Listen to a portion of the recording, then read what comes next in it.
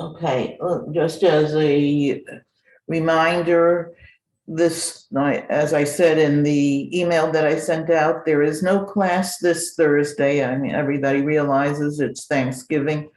Our next class is going to be next Tuesday. I also will be posting a test on Delta Math that will be due for next Thursday. Next Thursday is December 2nd, I think. Just check my calendar.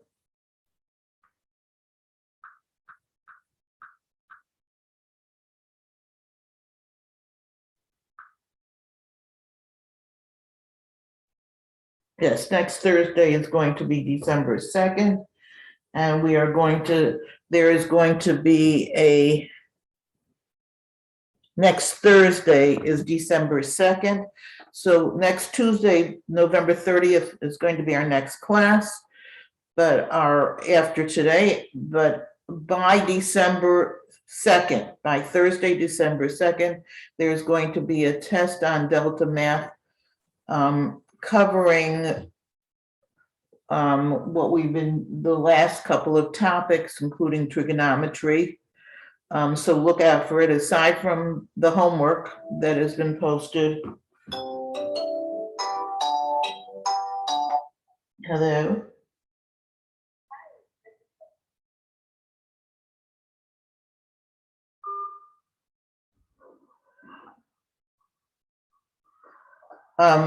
So look out for that on Delta Math. Also, I will be posting after next week a review, a practice final. The final is going to be the week of December 13th. Our last class is December 9th, and our final is going to be the week of December 13th. I think it will be on the 14th, which is on the Tuesday, but I haven't gotten definite verification of that. So as soon as I know the exact time of the final, I will let you know. But it is the week of the 13th. So what we have is basically after today, 2 weeks of class, 4 sessions. And we're going to be finishing this section that's not in the book, the trigonometry section. And then we're going to be starting chapter 8, which is going to be the last chapter we will be covering this term. So look out for a test on Delta Math, and then next week, as I said, I will be posting on Blackboard a practice final that is required for a mark. It is not, you do it if you want to. It is there as a test mark. It has to be done. It's not an optional. Also, that practice test is going to have 40 multiple choice questions, but our actual final will consist of 30 multiple choice questions of the type on that practice final. Okay, so let's go back to these 2 examples. We were talking about trigonometry, and this first question, it says find side B to the nearest 10th. So let's just label our sides. I just have the capital letters, the angles labeled. Let's also label the sides. This side over here, since it's across from angle A, is what we call small a. This side, which is across from the right angle, we see it's a right angle because we have this little square corner. This is small c, and that's what we call the hypotenuse. And this side, this is my B. And when we have two sides of a right triangle, we can find the third side of the right triangle by using what's called the Pythagorean theorem, that a squared plus b squared equals c squared. And if I stick in the numbers, this is going to be 7 squared. The b, I don't know, so I'm leaving that b squared equals 16 squared. And I'm going to take out my calculator because I really can't do this without a calculator. And 7 squared, of course, is 49 plus b squared, and 16 squared is 256.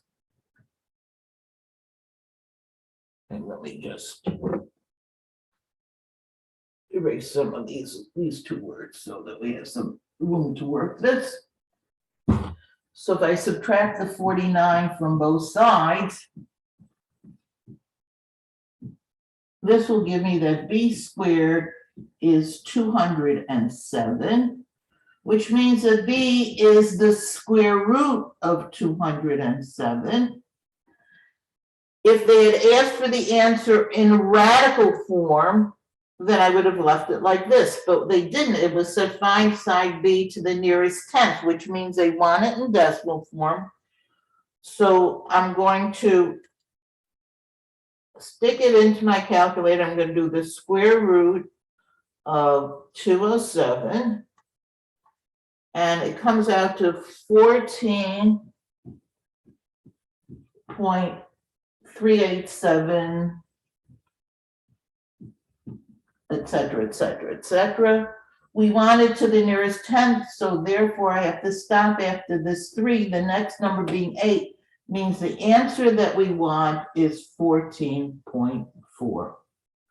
So to the nearest tenth, our answer for B is 14.4. Direct use of the Pythagorean theorem. Okay, that takes care of part 1. And actually, to do part B2, to find the tangent of B, we would have had to do this work in any case, even if they didn't tell me, even if it wasn't questioned, because if we want to find the tangent of the angle, we know what we have to do is, I left it over from last time, so, ka, toa. The tangent, toa, is the opposite over the adjacent. Remember, the sine, the cosine, and tangent are all fractions that you get by putting one side of the triangle over the other, and you have to know which sides to put on. Now look at it, ask me for a tangent B. So let's locate angle B. Well, angle B is over here. So in terms of angle B, the opposite side, the one that's across from it, is this 14.4. This is my opposite side. The hypotenuse, of course, we knew was the C, the 16. And the adjacent side, the one that's connected to angle B, not the hypotenuse, but the other one, that's the adjacent side, is this 7. Notice we have to be told that we're looking for tangent B because the opposite and adjacent depends on where you're looking at it. And we're looking at it from the perspective of angle B. So this is the opposite, this is the adjacent, this is the hypotenuse. So if I want to do tangent B, I have to do opposite over adjacent. And I had those numbers. The opposite side we just said was 14.4. We can use that rounded off value because it said to find it to the nearest tenth. If not, I would have had to use more decimals, but this just said find it to the nearest tenth. So we can use the 14.4, and the adjacent is 7. So all I have to do is 14.4 divided by 7. And this becomes 2.057. After the 7, the next number is a 1. And it's set to the nearest thousands, which is 3 decimal places. And the number after the third decimal place after the 7 is a 1. So we leave it like that.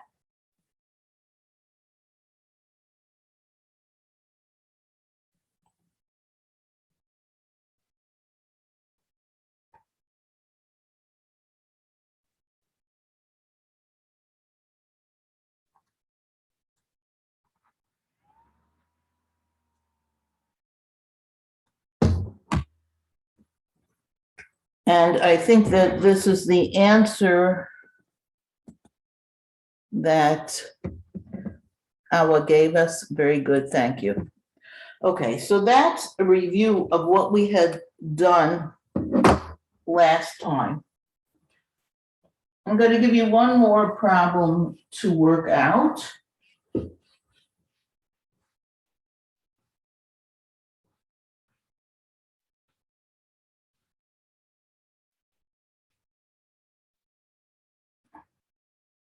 While I'm taking attendance, and then we'll finish what we're talking about. Let's say it gave you this right triangle.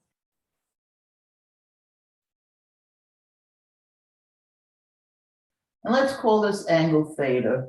Remember that 0 with a line through it is a Greek letter theta that's often used as the name of an angle in trigonometry.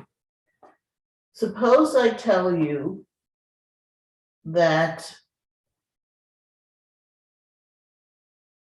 this side is 15 and this side is 22. And I want you to do two things. I want you to find sine theta, again to 3 decimal places. And number 2, I want you to find angle theta to the nearest degree. While you're working that out, I'm going to take attendance.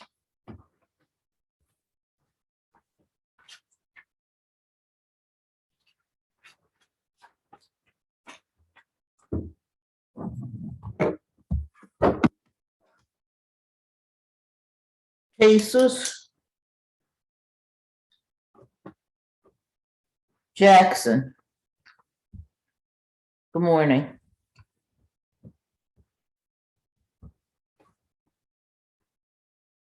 Tiffany. Kayla. Tashana. Dion. Hi. Winsley. Tatiana. Good morning. O'Shea.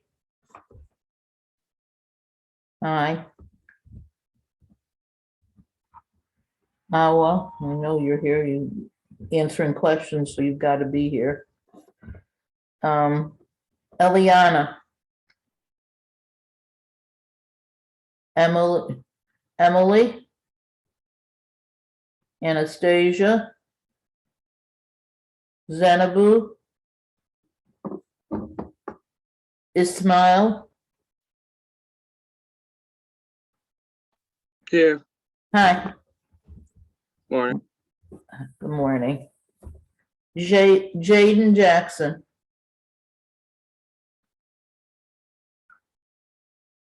Ashiana. Hi, good morning.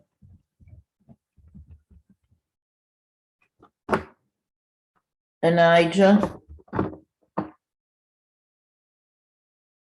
Thomas. I'm here. Hi. I know. Good. Paul. Here. Hi. Morning. Good morning. Ashley. Here. And Ashley here? Yeah, here. Hi, good morning. Hi.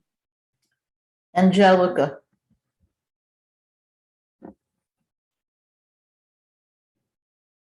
Tayan. Hi, good morning. Akeem. Hi. Craig. Giovanni.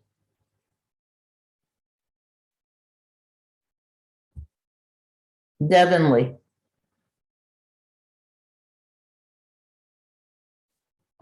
Majay.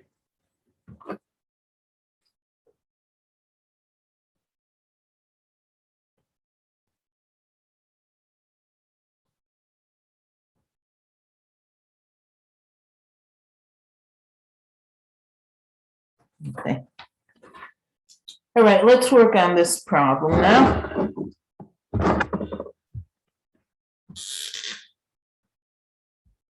Since we want to do sine, which is part of SOHCAHTOA, let's label our sides.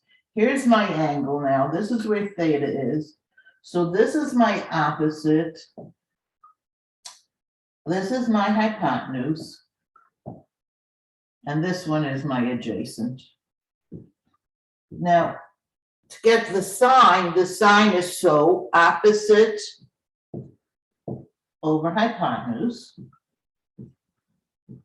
So it's 15 over 22.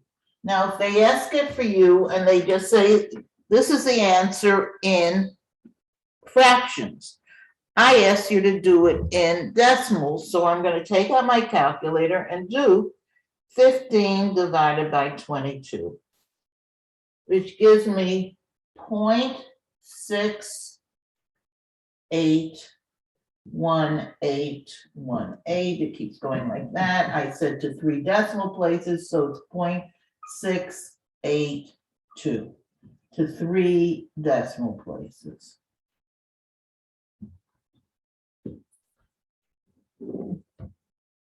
Good, Ira. Okay, so now how do we find angle theta? Well, that's right in our calculator. What we do now is second, you press that second button, and then you press your sine button. You probably already still have that. So we're going to do second, sine. It probably pops up a sign with a little -1 there. You put in your 0.682. Type in the 0.682 and then press equal or enter. And it comes out to be 43. We said we wanted it to the nearest degree, which is a whole number, and it's 43.00, so a whole bunch of other things, but basically it's 43 degrees.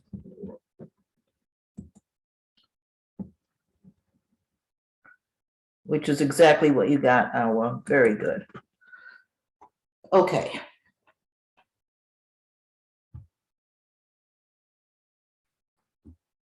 So let's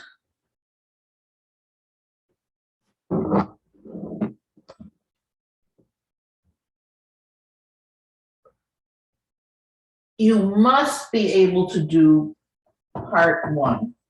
Part 2, you really should be able to do it, but I don't think they're going to ask it on the final. But you have to be able to find the sine, the cosine, and tangent of an angle. So let's go back to this. And let's start with this. We saw that the sine of theta was 15 over 22. Let's find out the cosine and the tangent as well. So the cosine of theta is going to be the cot adjacent over the hypotenuse. And in this triangle, we have the opposite and the hypotenuse, but we were not given what the adjacent is. So in order to find out the adjacent, we have to use our Pythagorean theorem, just like we did before. So we will do a squared plus b squared equals c squared. And this will be the a, this will be the b, this will be the c. You can mix up the a and the b, it doesn't matter, but the c always has to be the hypotenuse. So this is going to be 15 squared plus b squared equals 22 squared.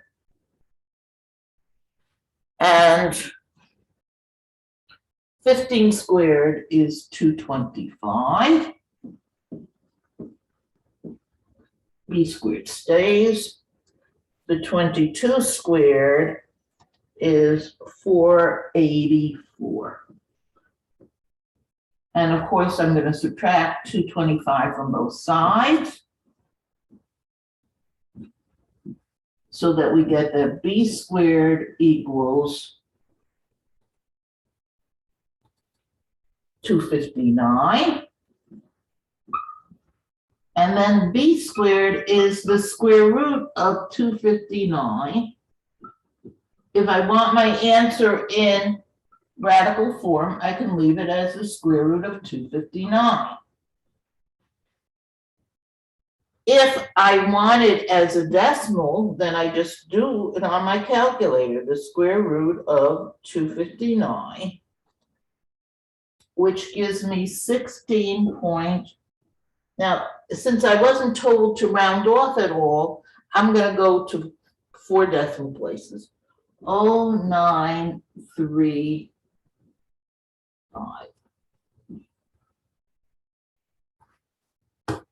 If you want to be really accurate, go to at least 4 or 5 decimal places. So now we can do the cosine of theta. The cosine of theta is the adjacent, which is the square root of 259 over the hypotenuse 22.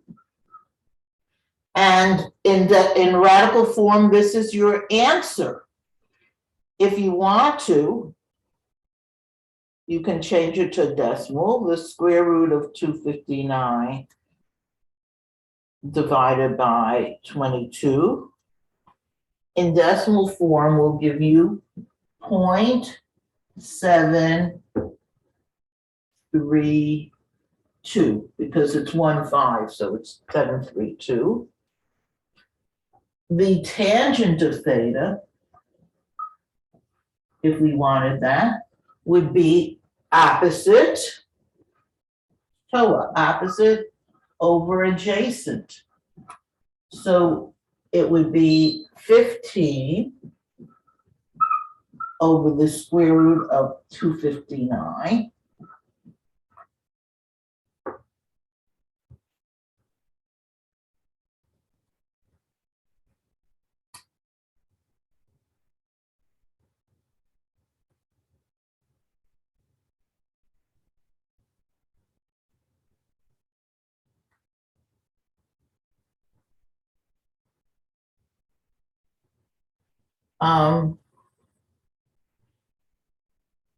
Which we can then do, if we wanted it in decimal form, 15 divided by the square root of 259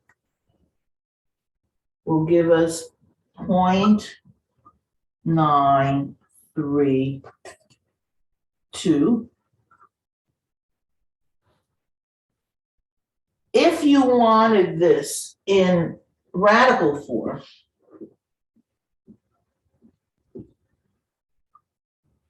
you could not leave it like this, because if you recall, you're not supposed to leave a radical in the denominator.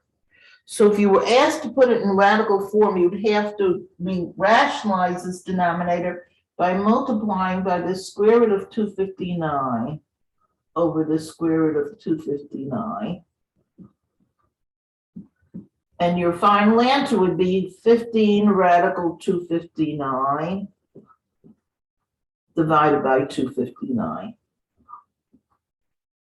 And you might try and reduce this. I don't think it's reducible. But this would be your answer in decimal form. This would be for the tangent. This would be your answer for the cosine in decimal form.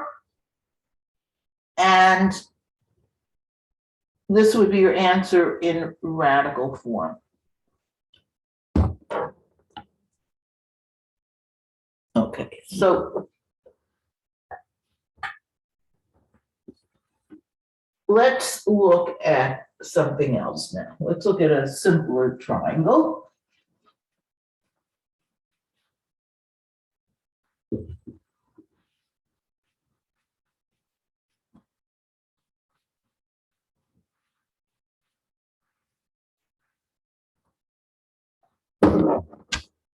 Suppose I gave you this triangle.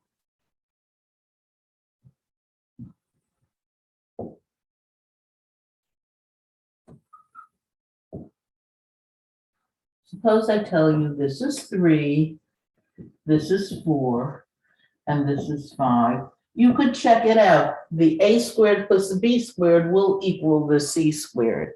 It is 3, 4, 5 is what we call a Pythagorean triple, which means the a squared and the b squared equal the c squared. Now, if we look at this, of course, remember, sine of A, I'm going to do sine of A, so this is going to be my opposite. This is going to be my hypotenuse. This is going to be my adjacent. So my sine of A is going to be opposite over hypotenuse, which is 3 over 5. The cosine of A is the adjacent over the hypotenuse, which is 4 over 5. And the tangent of A is opposite over adjacent, 3 over 4. And I'm going to leave these all in fraction form, because that's really what these are. The sine, the cosine, tangent are really fractions. Sometimes we change them to decimal form, but initially they are all fractions. These are the 3 primary trigonometric functions. They're the ones that you see the buttons on your calculator. Those are the ones that are most important to know. But there actually are 3 other trigonometric functions. You have to know their names, and you have to know how to get them. What are they? The first one is cosecant of theta, which is abbreviated CSC. The cosecant is the reciprocal of the sine. It's just, instead of being opposite over hypotenuse, it's going to be hypotenuse over opposite. Whatever the sine is, you just flip it over, and then you get the cosecant. The cosecant is the reciprocal of the sine. The next one that we can talk about is something called the secant. Now, the secant is abbreviated SEC. Notice we didn't abbreviate cosecant COS because we already have the COS. That's why we abbreviated CSC, cosecant. The secant is abbreviated SEC, and the secant is the reciprocal of the cosine. You take the cosine and you flip it over, and you get the secant. So in this case, it would be 5 over 4. And finally, the last one that we can talk about is something called the cotangent.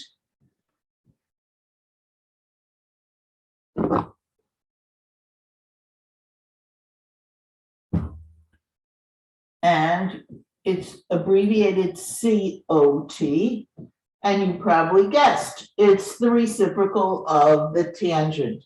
In other words, if the tangent is 3/4, the cotangent is going to be 4/3. It's the adjacent over the opposite, as opposed to the tangent, which is opposite over adjacent. Now, they're not hard to get. Once you know the sign, you always have this cosecant. If you know how to get the sign, you can get the cosecant. What's the hardest part of this? Hardest part is remembering what goes with what. So here's how I remember it. First of all, I'm going to start with cotangent.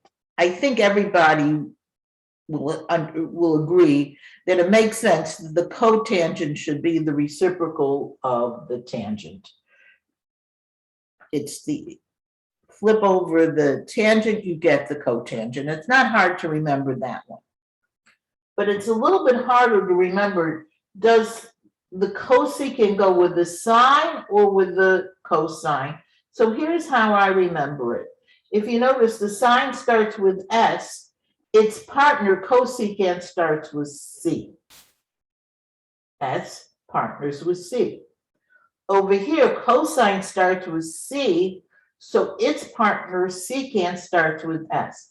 C with S, S with C. No, not S with S, not C with C, as you might like it, but sine with cosecant, cosine with secant. One other way to remember it is sine doesn't start with a co, its partner has to start with a co.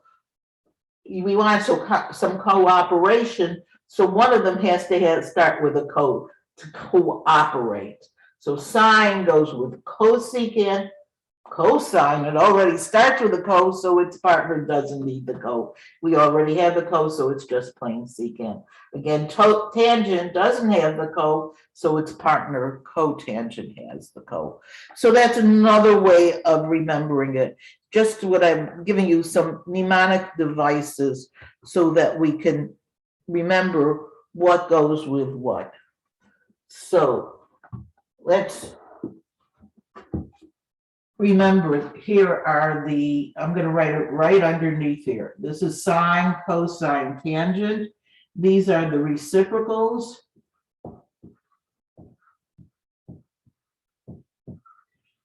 The cosecant goes with the sine. The secant goes with the cosine. The cotangent goes with the tangent. So the cosecant will be opposite over hypotenuse. I'm sorry. The cosecant will be hypotenuse over opposite. The secant will be hypotenuse over adjacent. The cotangent will be adjacent over opposite. So that's what we have to remember. So let's see if I can give you a question that makes use of this.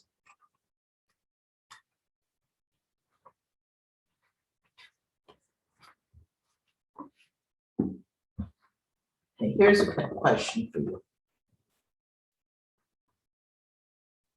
I'm going to write the question out. You're going to have to draw the picture and everything. I'm going to leave these information on just for a few minutes. Okay, we have our triangle ABC with angle C at the right angle. A is 12 and B is 35. I want you to find cosecant A to the nearest 100.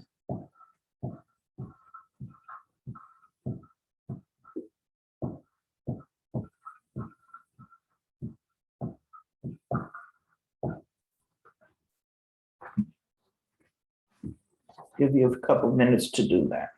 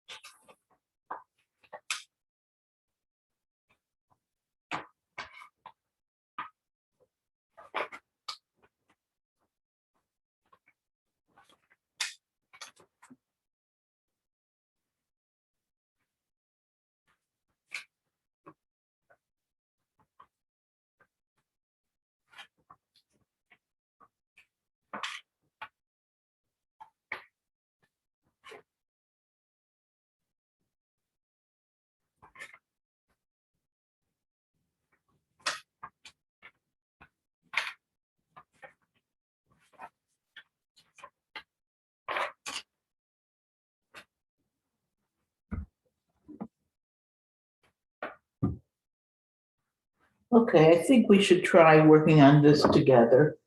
I'm gonna erase these things now so that I can have some space to work.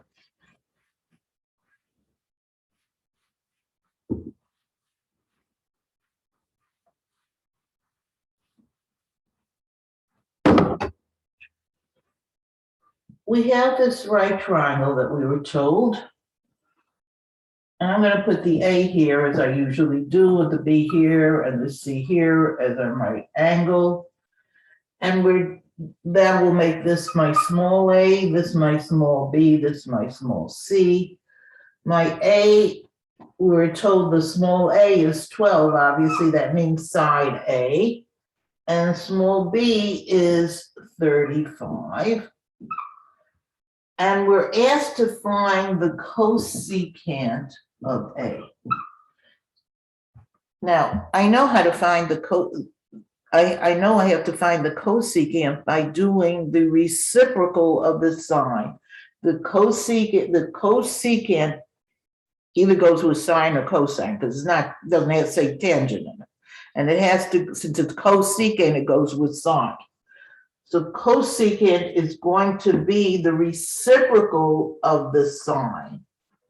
So I'll first figure out what this sine is, and then I'll flip it over and that'll give me the cosecant. Now the sine I know, so is opposite over hypotenuse.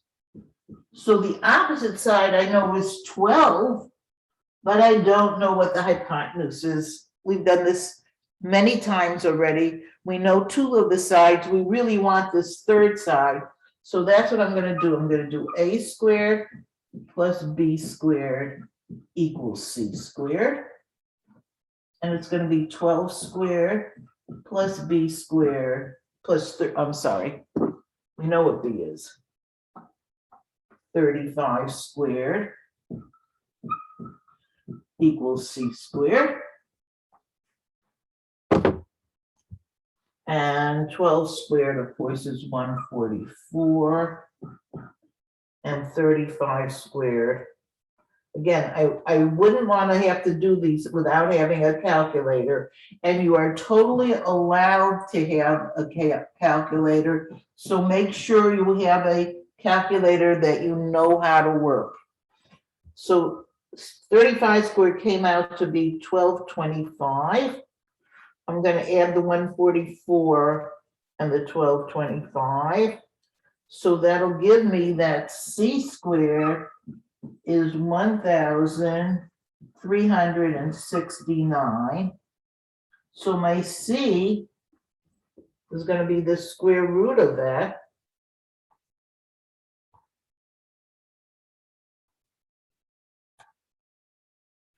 And it comes out to be 37. It comes out to be the exact number 37. So my hypotenuse is 37. It's 12, 35, 37. It's another example of something called the Pythagorean triple. It is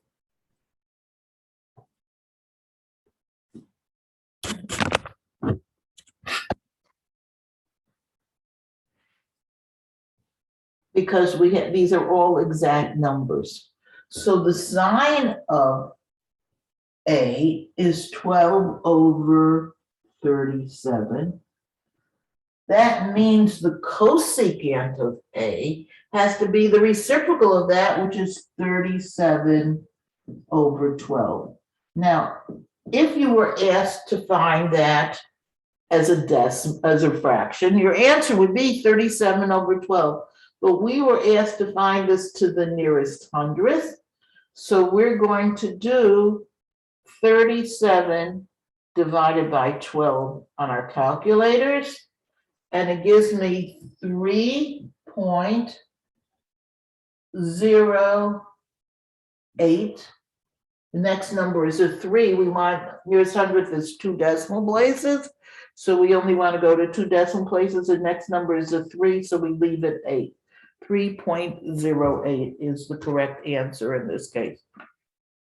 So it's not really harder to do these examples that have the secondary trigonometric functions, the cosecant, the secant, and the cotangent, you just have to remember what they stand for.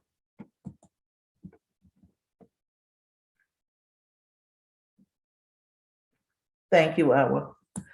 Obviously, you got that right.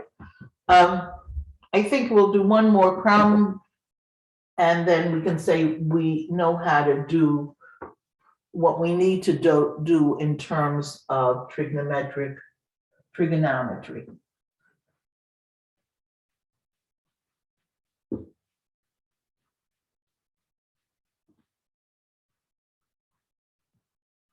I'm going to give you this problem. We'll leave that on the board so you can still look at it. Suppose I tell you that the tangent of theta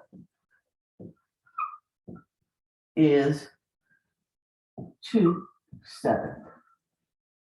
And I ask you to find the secant of theta.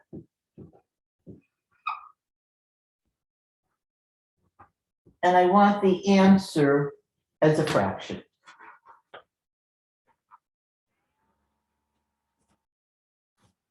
As a fraction if it's in terms of simplest radical form, if it comes out to be a square root. So I want this as, not as a decimal now, I want it as a fraction.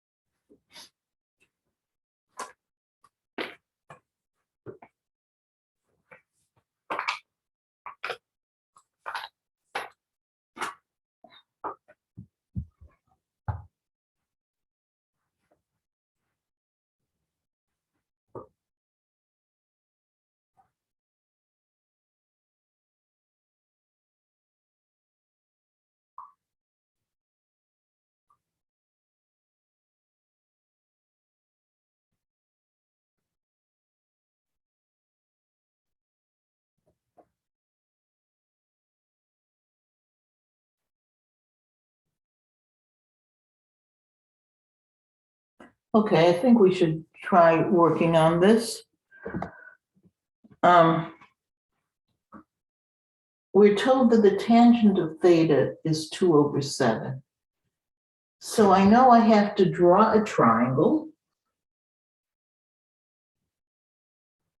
I always like to put the angle that, if they don't tell me where the angle goes, I always put it on the bottom right here. Here's my theta. The tangent is TOA, opposite over adjacent.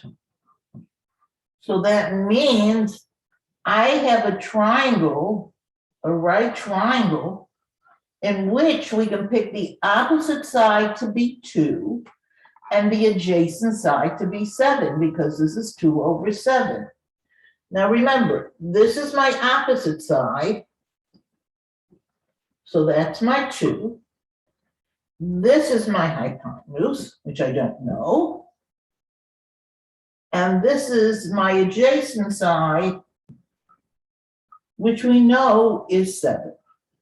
That's what we know coming into this problem. Since the tangent is 2 over 7, we have a triangle where the opposite side is 2 and the adjacent side is 7. And the question was to find the secant of theta. Now remember, the secant of theta has to be the reciprocal of the cosine, because this starts with s.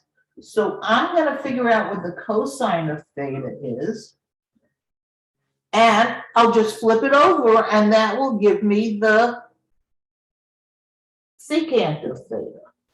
So the cosine of theta is cot adjacent over hypotenuse, which in our triangle is going to be 7. Well, I don't know what the hypotenuse is. So I better figure out what the hypotenuse is, just like I've done before. I'm going to do a squared plus b squared equals c squared. This will be 4 plus 49, which is 53, is c squared. So c is the square root of 53. So the cosine of theta is 7 over the square root of 53, which means that the secant of theta is the square root of 53 over 7. And that's the answer I told you I wanted it in radical form. Remember, if there would have been a radical in the denominator, I would have had to rationalize the denominator. With the radical on top, I can't even simplify because the square root of 53 is a number that can't be split down. It's a prime number, so it can't be simplified. My answer is this thing flipped over. So that's how we do these type of questions. Okay. With that, I'm going to go on to some new material, just the start of the next section, the last chapter we're going to be talking about.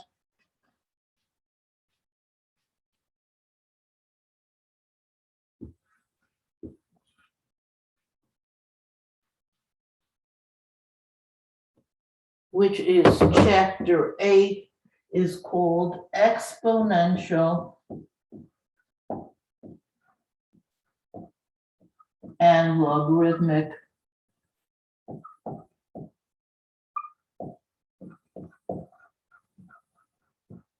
functions. Functions are kinds of equations. So we're talking about, obviously, when the word exponential means obviously something that has to do with exponents, we're going to be talking about equations that have exponents in them. And from there, we're going to go on to this new topic called logarithms. But let's just remind ourselves about exponents before we actually do a whole chapter involved in exponents. Let's remind ourselves about the rules of exponents and some of the types of exponents we could have. First of all, if I give you something like x to the 7th times x to the 4th, I'm multiplying two numbers that have the same base. They're both x's in this case. And you want to do it using their exponents. What you do is you add the exponents and you get x to the 11th. When you're dividing, let's say you have x to the 7th divided by x to the 4th. Then you subtract their exponents. 7 minus 4 is 3, so we get x to the third. If we have something like this, where we have x to the third raised to the fourth power. Let's say we have something that already has an exponent and you put a second exponent to it. In that case, you multiply the exponents, so you get x to the 12. All this is, we've talked about previous. If we have something like a squared b fourth, and it's, let's say, to the 7th power, where we have two things multiplied and they're both raised to an exponent, you just distribute that exponent. You'll do a squared to the 7th, which will give you a to the 14th, because two exponents, one on top of the other, you multiply, and b to the 28th. Those are the rules of calculating with exponents. Don't forget, if you have something like 25 to the 0 power, anything to the 0 power, it's always 1. A million to the 0 power is 1. X to the 0 power is 1. Any number raised to the 0 power is 1. Also, if you have something like a to the negative 7th power, let's say you have a negative exponent. If you remember, we talked about negative exponents and we said when you have negative exponent, it tells you to do the reciprocal. So this is really what you do is you put 1 over a to the 7th. Those are all the things that we had mentioned before. You have to be able to work with the exponents in order to do this chapter 8 that we're talking about.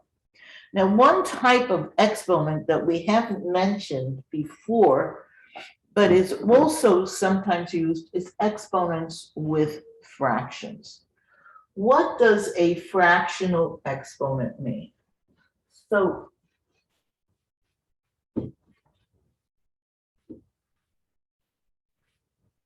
actually, let's say I have x to the 1/2 power. When you have an exponent like a 1/2, what this is telling you is that you're doing the square root of x.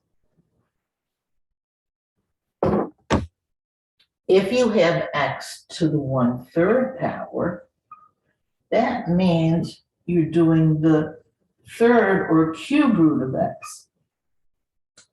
If you notice, when you have a fraction as an exponent,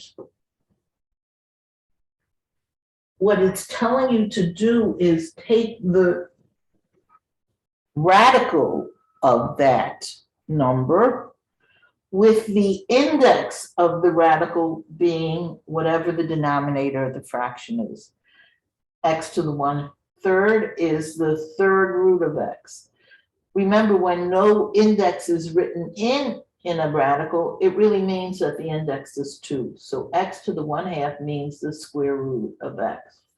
So if I give you something like 36 to the 1/2 power, you know right away that means the square root of 36, which is 6.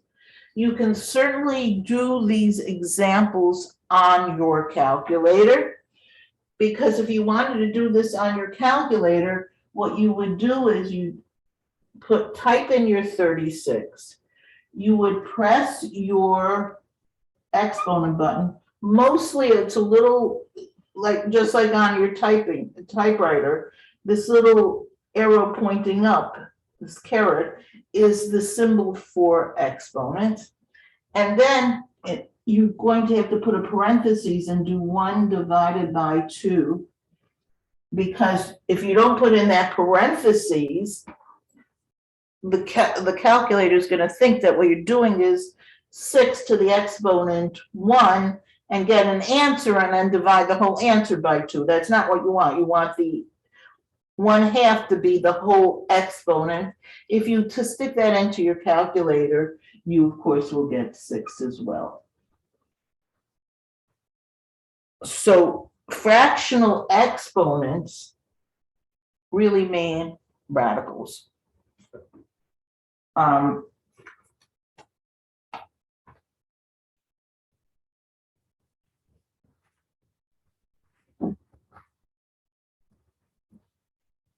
Let's try a couple.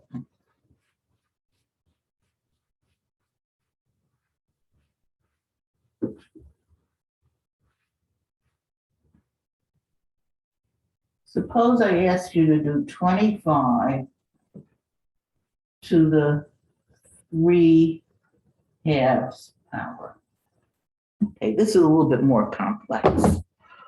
What does it mean when you have a fractional exponent, but the numerator, the fraction, is not 1?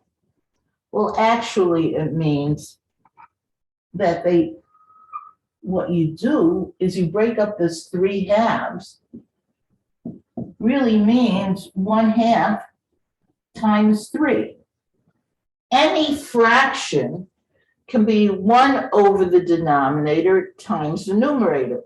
You know that because if you would multiply, this would be 3 over 1, and you get the 3/2. So I could break up this 3/2 into 25 to the 1/2 power to the 3rd. So whenever you have an exponent that's a fraction, and the numerator of that fraction is not a 1, then change it to 1 over the denominator times the numerator. Now what this is telling you to do is to do 25 to the 1/2, which we know means the square root of 25. That's what 25 to the 1/2 means, which is 5. And then do the 5 to the 3rd power, and 5 to the 3rd power It's 125. is 125. Mhm. If you wanted to, you could have done this directly on your calculator by typing in 25.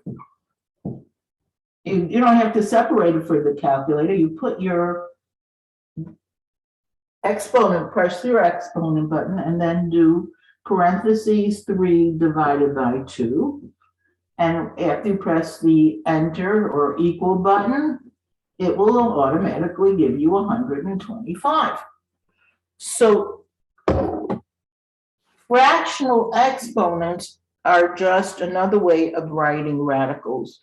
And actually, if you want to use your calculator, the calculator is it's more easy to do radicals as fractions on your calculator than as using the radical sign, because except for a square root, you have to go through a bunch of menus to get to the radicals.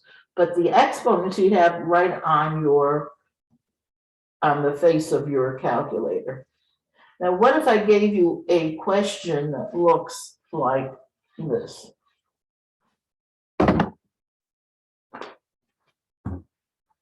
It says evaluate 27 to the 1/9 power to the 3rd.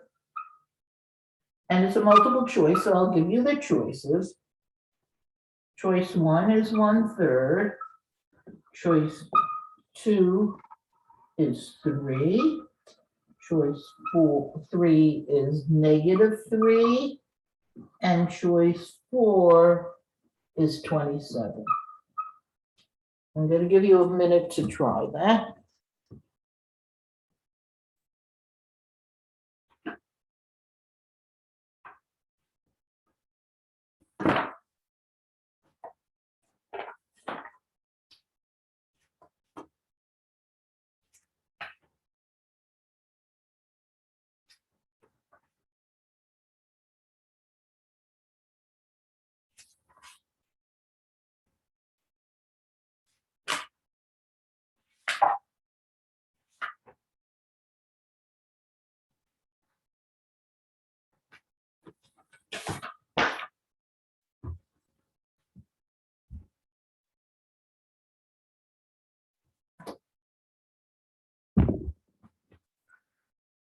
Okay, Ashley, that looks like you got the right answer. Let's see if we can all do it.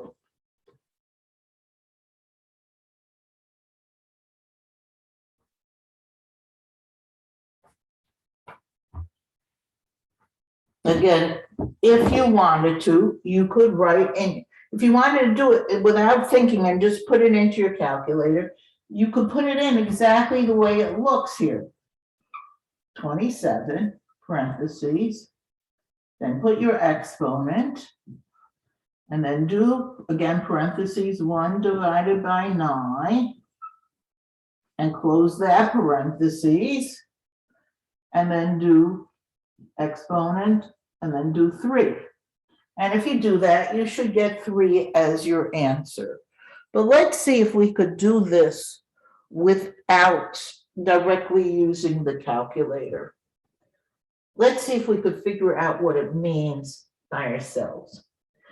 Now, remember what we said. When you have something with an exponent and you raise it to another exponent, when you have 2 exponents on something, what you do is you multiply those 2 exponents. So we really should be multiplying the 1/9 exponent with the 3, which is really 3 over 1. And when I multiply 1/9 times 3, I get 3 over 9, which reduces to 1/3. So really what this is telling me to do is 27 to the 1/3 power. 1/9 times 3 is 1/3. We know when we have 2 exponents on a number, we just multiply the 2 exponents. Now, we also know what 27 to the 1/3 means. 27 to the 1/3 is the same as saying the cube root of 27. Now, again, you could put in the 27 to the 1/3 into your calculator, or you could say, oh, the cube root of 27, I know what that is. What number times itself 3 times will give me 27? Obviously, that answer is 3. So the answer is 3. Again, you could do it directly in your calculator, or you could figure it out by yourself manually. With that in mind, let's just talk a little bit about something called exponential functions.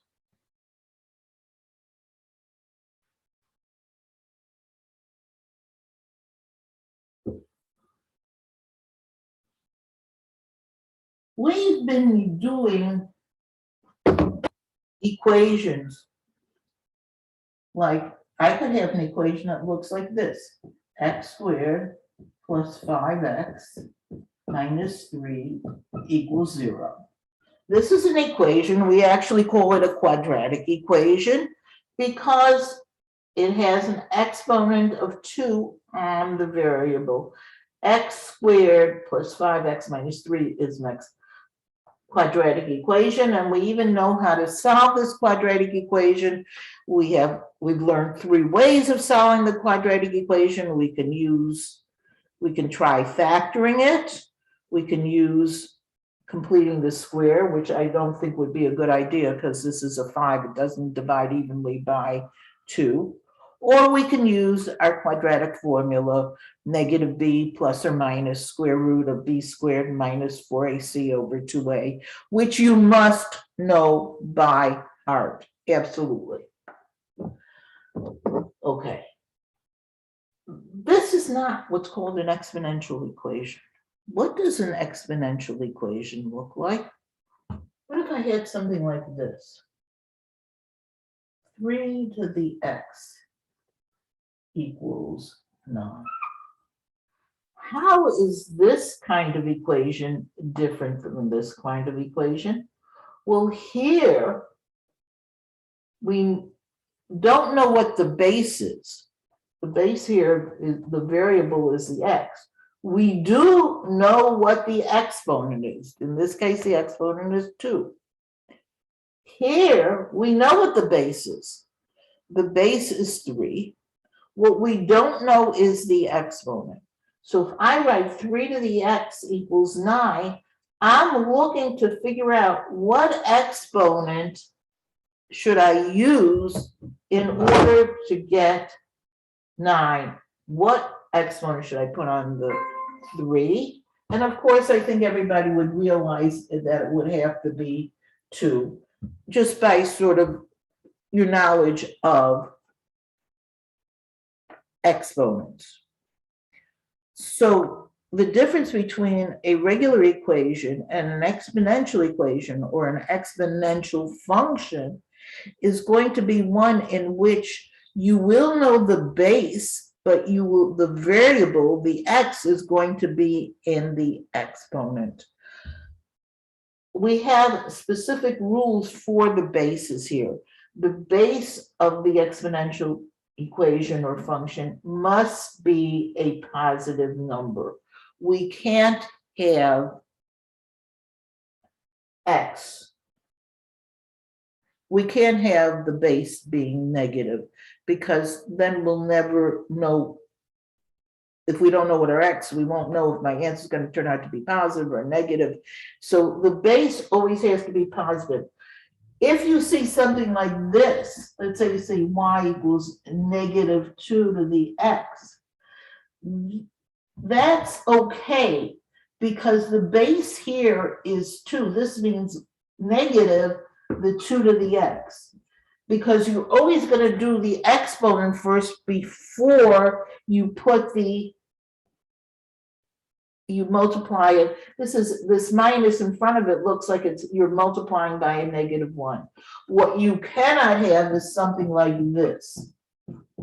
This is not allowed, because now your base is -2. Remember, I told you the base has to be a positive number. Here, the base is 2, and we're just making our final answer negative, so that is allowed.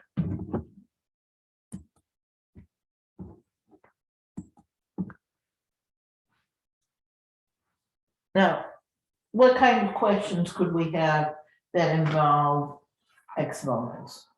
Well, you might have something like this, where you'll be asked, let's do a question like this.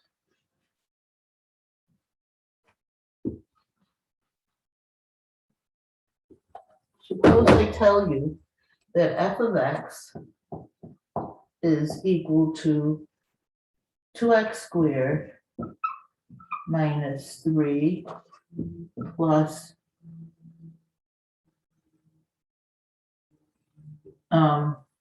3 to the negative x, where this is 2x squared minus number 3 plus 3 to the negative exponent, and I ask you to find f of -2, for example.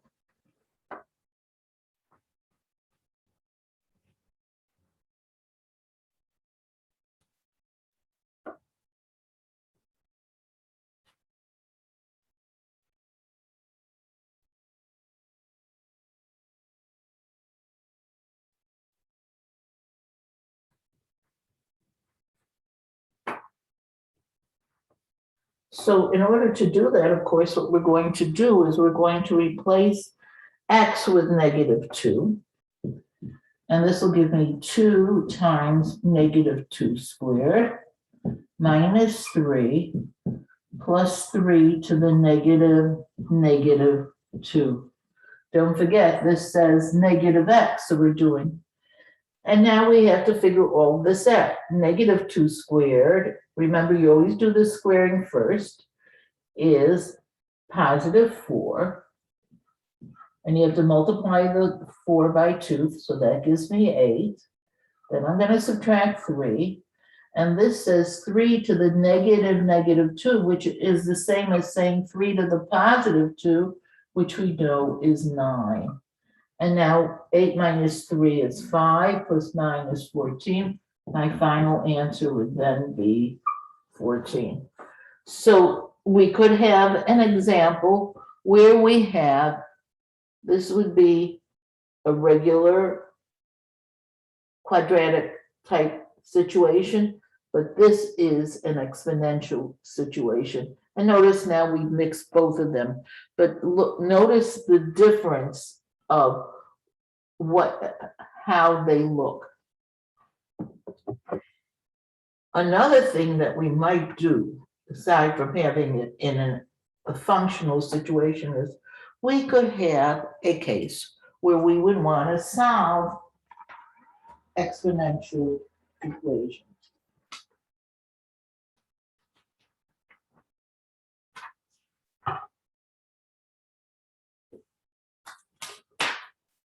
For example,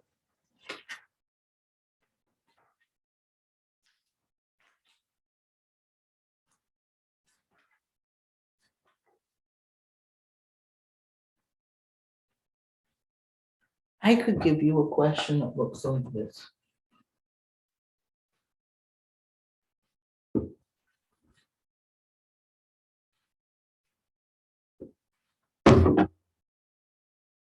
Five to the x. Let's do something a little more complicated. Suppose I did 5 to the 2x is equal to 125. Again, this is called an exponential equation because my variable is in the exponent. I'm going to show you one way to do this when you have relatively simple examples. And after we learn this topic called logarithms, I'm going to show you a different way of doing the same exact problem. The first method that we're going to use is we're going to try and put both of these examples into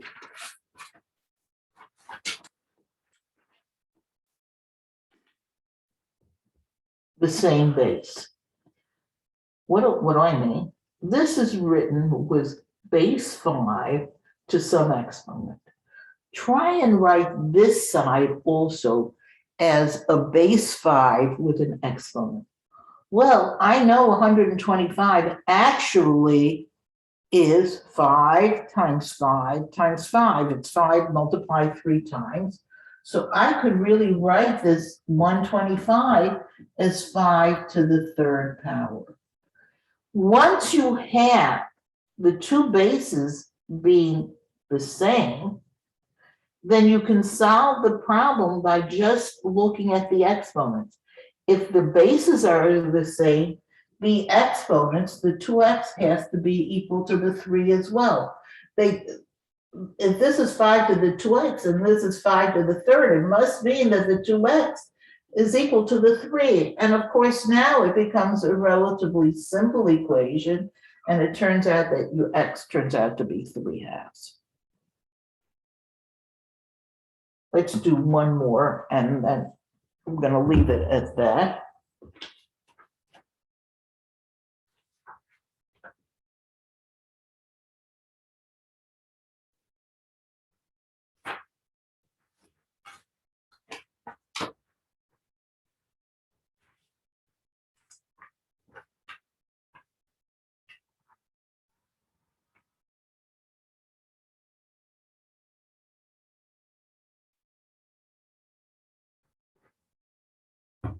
Suppose I gave you this.